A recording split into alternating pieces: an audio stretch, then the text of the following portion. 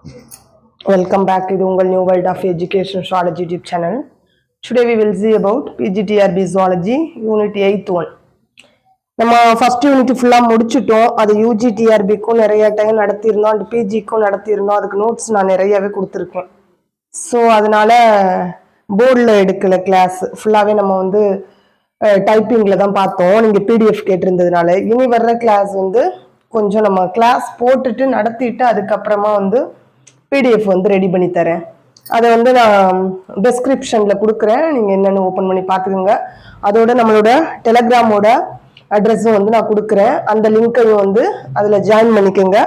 PDF கொடுக்குறது maximum நடத்துறதுக்கு ரிலேட்டடான பிடிஎஃப் வந்து ஒன்று டெஸ்கிரிப்ஷனில் கொடுக்குறோம், அது இல்லாமல் டெலகிராம்லையும் கொடுக்குறோம். அண்ட் ஆல்சோ வேறு ஏதாவது இம்பார்ட்டன்ட் நியூஸ்னாலும் நம்ம டெலகிராமில் வந்து ஷேர் பண்ணுறோம். ஸோ கண்டிப்பாக நீங்கள் நியூவாக பார்க்குறீங்க அப்படின்னா டெலகிராமில் ஜாயின் பண்ணிக்கோங்க.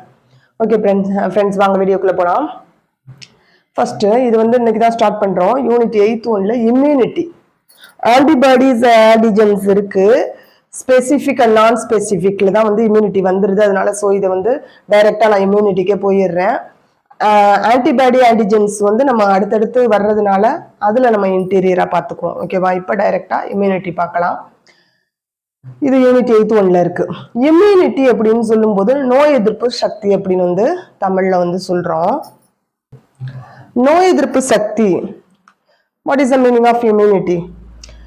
ஏதாவது தீங்கு விளைவிக்கிற ஒரு மைக்ரோ ஆர்கானிசம், ஏதாவது ஒரு நுண்ணுயிரி வந்து நம்மளோட உடம்புக்குள்ள என்டர் ஆகும்போது இயற்கையாகவோ அல்லது செயற்கையாகவோ நாம் எடுத்துக்கொள்ளும். இப்ப நேச்சுரல் அப்படின்னு சொல்லும்போது நம்ம பிறந்ததுல இருந்து நம்மளோட உடம்புல வந்து செக்ரீட் ஆகுற ஒரு சப்ஸ்டன்ஸாலேயோ இல்ல ஆர்டிபிஷியலா நம்ம வந்து எடுத்துக்கிற ஒரு சப்ஸ்டன்ஸாலேயோ நம்ம எடுத்துக்கிற அந்த சப்ஸ்டன்ஸ் வழியாவோ நம்ம உடம்புல அந்த என்டர் ஆகுற அந்த மைக்ரோ ஆர்கானிசம் வந்து கில் பண்ணுது, எதிராக வந்து ஒரு சக்தியை நம்ம உடம்புல உருவாக்குது. இயற்கையாவோ இல்லை நம்ம எடுத்துக்கிற ஒரு பொருள் வழியாவோ நம்ம உடம்புல அந்த நுண்ணுயிர்களுக்கு எதிராக ஒரு சக்தி உருவாகுது அப்படின்னா அதுதான் என்ன சொல்றாங்க அப்படின்னா நோய் எதிர்ப்பு சக்தி அப்படின்னு வந்து சொல்றாங்க. ஸோ நோய் எதிர்ப்பு சக்தி அப்படின்னா ஏதாவது தீங்கு விளைவிக்கிற ஒரு நுண்ணுயிரி நம்மளோட உடம்புல வந்து புகும்போது இயற்கையாகவோ அல்லது செயற்கையாகவோ நாம் எடுத்துக்கொள்ளும் பொருள் வழியாக நம் உடலில் அந்நுண்ணுயிருக்கு எதிராக உருவாக்கப்படும் அந்த சக்தி தான் வந்து நோய் எதிர்ப்பு சக்தி அப்படின்னு வந்து சொல்றாங்க.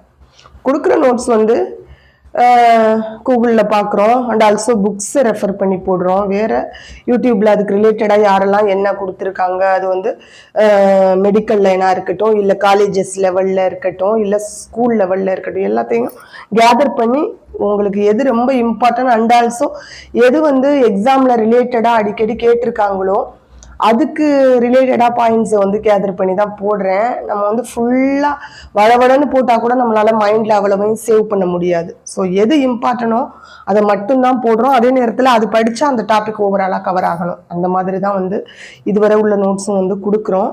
ஸோ உங்களுக்கு நோட்ஸுக்கு ஏதாவது டவுட் இருக்குது அப்படின்னா கண்டிப்பாக நீங்கள் வந்து சொல்லுங்கள். இதுதான் வந்து சரி. ஓகே, இது வந்து இம்யூனிட்டி அப்படின்னு சொல்கிறோம். அண்டு இதில் டைப்ஸ் ஆஃப் இம்யூனிட்டி, இம்யூனிட்டியோட டைப்ஸ் என்னெல்லாம் அப்படின்னு பார்த்தோம்னா இம்யூனிட்டி அதோட டைப்ஸ் 2 டைப்ஸாக பிரிக்கிறோம்.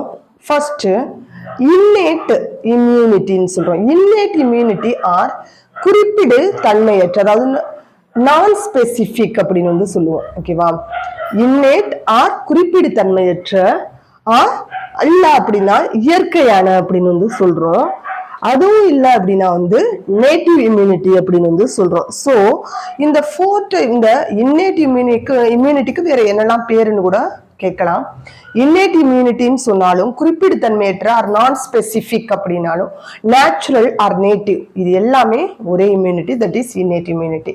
அண்ட் ஆல்சோ செகண்ட் ஒன், அது அனதர் ஒன் டைப் என்ன அப்படின்னா அக்வயர்டு, தட் இஸ் பெறப்பட்ட அல்லது ஸ்பெசிஃபிக் குறிப்பிடுத்தன்மை உடைய அல்லது அடாப்டிவ் அப்படின்னு வந்து சொல்றோம். இந்த 3 டைப்ஸ் பெறப்பட்ட or acquired or specific or குறிப்பிடுத்தன்மையற்ற ஆர் அடாப்டிவ் இம்யூனிட்டி அப்படின்னு இப்போ 2 டைப்ஸா இம்யூனிட்டியை வந்து நம்ம வந்து கிளாசிஃபை பண்றோம். Innate or acquired, innate or பெறப்பட்ட அப்படின்னு சொல்லிட்டு அதோட வேற வேற பேர் என்ன அப்படிங்கறது வந்து பாத்துக்கோங்க. அண்ட் ஆல்சோ இதையே ஃபர்தரா கிளாசிஃபை பண்றோம். இந்த அக்வயர்டு அப்படிங்கிற அந்த செகண்ட் டைப்பை திரும்ப வந்து நம்ம 2 டைப்ஸா வந்து கிளாசிஃபை பண்றோம். செயல்படும் செயலற்ற அப்படின்னு சொல்லி. செயல்படும் அக்வயர்டு இம்யூனிட்டி, தட் இஸ் செயல்படும் மீன்ஸ் ஆக்டிவ்னு சொல்லுவோம். இது வந்து பாசிவ். ஓகேவா? அப்ப செயல்படும்ங்கிறத 2 டைப்ஸா வந்து ஃபர்தரா கிளாசிஃபை பண்றோம். இயற்கையான செயல்படும் இம்யூனிட்டி அண்ட் செயற்கையாக செயல்படும் இம்யூனிட்டி அண்ட் ஆல்சோ செயலற்றதையும் வந்து பாசிவ் இம்யூனிட்டியையும் நம்ம 2 டைப்ஸா வந்து கிளாசிஃபை பண்றோம். இயற்கை செயலற்றது அண்ட் செயற்கை செயலற்றது அப்படின்னு சொல்லி நம்ம வந்து கிளாசிஃபை பண்றோம். ஸோ இம்யூனிட்டி அப்படின்னு சொல்லும்போது 2 டைப்ஸா வந்து நம்ம வந்து செப்பரேட் பண்ணணும். இன்னேட் அண்ட் அக்வயர்டு அப்படின்னு சொல்லிட்டு, அதுக்கு இன்னேட் மீன்ஸ் குறிப்பிடத்தன்மையற்ற ஆர் இயற்கையான ஆர் நேட்டிவ்னு பார்த்தோம். அண்ட் பெறப்பட்ட அப்படின்னா தட் இஸ் அதுக்கு அனதர் நேம் என்னெல்லாம் இருக்கு அப்படின்னா குறிப்பிடத்தன்மையுடைய அடாப்டிவ் இம்யூனிட்டின்னு சொல்லணும். அந்த குறிப்பிடத்தன்மையுடைய இம்யூனிட்டியை நம்ம வந்து அந்த அக்வயர்டு இம்யூனிட்டியை 2 டைப்ஸா வந்து கிளாசிஃபை பண்ணோம். செயல்படு செயலற்றன்னு சொல்லிட்டு, அந்த செயல்படுமே திரும்ப 2 டைப்ஸ், இயற்கை அண்ட் செயற்கை. செயலற்றதையும் திரும்ப 2 டைப்ஸா கிளாசிஃபை பண்றோம், இயற்கை அண்ட் செயற்கை அப்படின்னு சொல்லி. ஸோ இதுதான் வந்து இந்த இம்யூனிட்டியோட டைப்ஸ். அண்டு இப்போ வந்து ஃபர்ஸ்ட் நம்ம என்ன பார்க்குறோம் அப்படின்னா இன்னேட் இம்யூனிட்டி, அதை மட்டும் இப்போ பார்க்கலாம். இப்போ first one innate immunity. innate immunity means that is இயற்கையாகவே நம்மளோட உடம்புல உருவாகும் நோய் எதிர்ப்பு சக்தி. அப்படின்னா எப்படி வரும், எப்படி பாசிபிலிட்டிஸ் இருக்குன்னா, பேரண்ட் கிட்ட இருந்து யங்கோன்ஸுக்கு வர்றது, ஓகேவா, சைல்டுக்கு வர்றது, பெற்றோரிடம் இருந்து குழந்தைகளுக்கு வரும் நோய் எதிர்ப்பு சக்தி, இந்த வகை இம்யூனிட்டி வகை இன்னேட் இம்யூனிட்டி.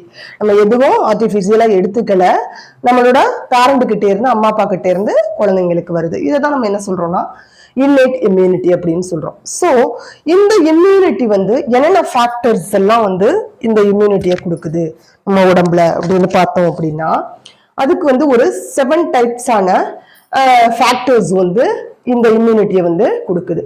அது என்னெல்லாம் அப்படின்னு 1 by 1 பார்ப்போம். உடலியல் மற்றும் இயந்திர காரணிகள், அதாவது பிசிக்கல் அண்ட் மெக்கானிக்கல் ஃபேக்டர்ஸ் அப்படின்னு வந்து சொல்றோம். Physical and mechanical means that is உடலியல் மற்றும் இயந்திர காரணிகள்.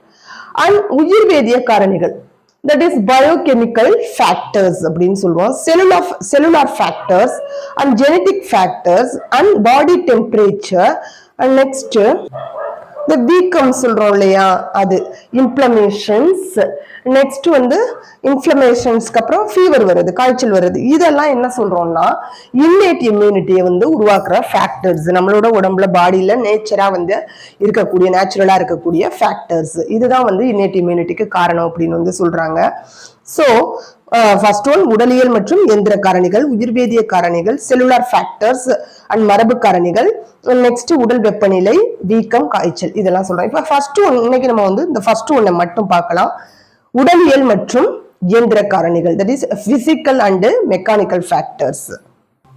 இப்போ ஃபர்ஸ்ட் நம்ம பிசிக்கல் அண்ட் மெக்கானிக்கல் ஃபேக்டர்ஸ்ன்னு சொன்னோம். என்னெல்லாம் பிசிக்கல் அண்ட் மெக்கானிக்கல் ஃபேக்டர்ஸா இருக்கு அப்படின்னு பார்த்தா, தோல். ஃபர்ஸ்ட் ஒன் தோல். தோல்னா கடினமான வெளியேடுக்கூடிய ஸ்ட்ரைட்டம் கார்னியம்.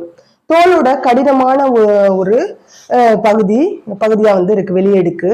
தட் இஸ் ஹானி சப்ஸ்டன்ஸால ஆக்கப்பட்ட மாதிரி இருக்கு, ஒரு கொம்பு பொருள் மாதிரி. இதை வந்து ஸ்ட்ரைட்டம் கார்னியம்னு சொல்றோம். இது அவ்வளோ ஹார்டா இருக்கிறதுனாலதான் என்ன ஆகுது அப்படின்னா ஒரு ஆர்கானிசம் உள்ள வந்து ஈஸியா என்டர் ஆக முடியாது. ஏதாவது நம்மளுக்கு வந்து ஒரு நோயை ஏற்படுத்துற நுண்ணுயிரி நம்ம உடம்புக்குள்ள வந்து ஈஸியா வந்து உள்ள வந்து புக முடியாது. இப்போ இந்த டயக்ராமை பார்த்தா புரியும். இப்போ தோல் அப்படின்னு சொல்லும்போது நாட் ஓன்லி ஸ்ட்ரைட்டம் கார்னியம்னு சொன்னாலும் அதுல என்னெல்லாம் இருக்குன்னா வியர்வை சுரப்பி. இப்போ எக்ஸாம்பிளுக்கு வியர்வை சுரப்பி, ஸ்வெட்டிங் அப்படின்னு சொல்லும்போது என்ன செய்யுதுன்னா, நம்மளுக்கு எந்த ஒரு நம்ம பாடியில ஏதாவது ஒரு மைக்ரோ ஆர்கானிசம் வந்து ஒட்டிக்கிட்டு இருந்தா கூட இந்த வியர்வை சுரப்பி என்ன செய்யுதுன்னா வியர்வை வழியா ஸ்வெட்டிங் ஆகி அது வழியா நம்ம உடம்பு விட்டு வெளியில கொண்டு வந்துருது, ஓகேவா? அது ஒண்ணு. அண்டு செபேசியஸ் கிளாண்டு, சீபமே சுரக்கும் அப்படின்னு நம்ம படிச்சிருப்போம். ஸோ செபேசியஸ் கிளாண்ட் வந்து என்ன செய்யுதுன்னா நம்ம ஏதாவது மைக்ரோ ஆர்கானிசம் உள்ள புகுந்துச்சுன்னா அதை வந்து வெளியில கொண்டு வந்துரு.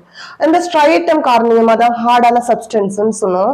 இது வந்து என்ன செய்யுது அப்படின்னா, நான் தோல் சுத்திலும் உடம்பு சுத்திலும் இருக்கிறதுனால எந்த மைக்ரோ ஆர்கானிசமா இருந்தாலும் உடம்பு தோலத்து ஸ்கின்னை தாண்டி தான் உள்ள போக முடியும். ஸோ ஸ்கின்ல இருக்கிற இந்த பாகோசைட்டிக் செல்கள் வந்து அதர் நோயை பரப்புற ஏதாவது ஆர்கானிசம் உள்ள வந்துச்சுன்னா அதை சுத்திலும் என்வலப் பண்ணி என்ன செய்யும்னா என்வலப் பண்ணிரும், முழுங்கிரும். ஸோ இந்த மாதிரி இந்த ஸ்ட்ரைட்டம் கார்னியத்துல இருக்கக்கூடிய இந்த sebaceous gland, sweating gland and phagocytic செல்கள் இது எல்லாம் என்ன செய்யுது அப்படின்னா, ஏதாவது ஒரு ஆர்கானிசம் உள்ள வந்தா நம்மளுக்கு வந்து ஒரு போர்வையா இருந்து நம்மளோட உடம்பை பாதுகாக்குது. சம்டைம்ஸ் என்ன ஆகும் அப்படின்னா அப்ப இவ்வளோ ஸ்கிளாண்ட் இருந்து கூட எப்படி வந்து ஒரு டிசீஸ் வருது, ஒரு மைக்ரோ ஆர்கானிசம் உள்ள போய் ஒரு டிசீஸை காஸ் பண்ணுது அப்படின்னா, தட் இஸ் அதுதான்.